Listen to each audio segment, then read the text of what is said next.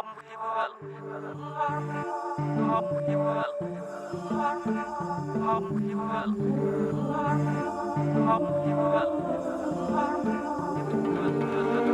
យប្រព្រឹត្តភ្នែក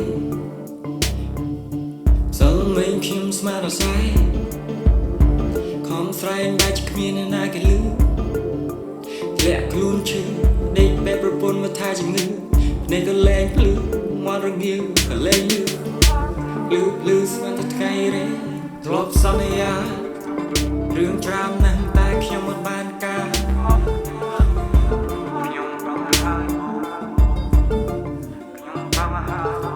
គេប្រឹងបានឡានគេប្រឹងបានវេលា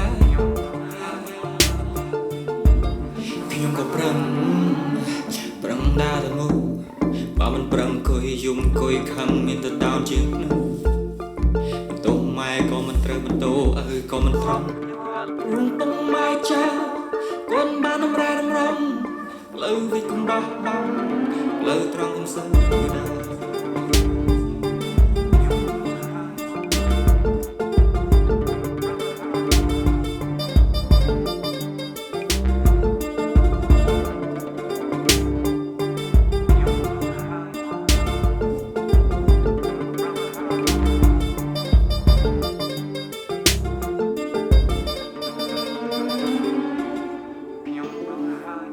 ចិត្តសានេះចិត្តសានោះរំព្រោះចិត្តជាមនុស្សបើមិនខុសមិនដឹងត្រូវមានការងារខ្ញុំក៏រត់ចូលទៅផ្លូវតូចផ្លូវចង្អៀតខ្ញុំក៏ឈ្មោះចូលសារជាតិជាឈ្មោះតែរសារការមានរី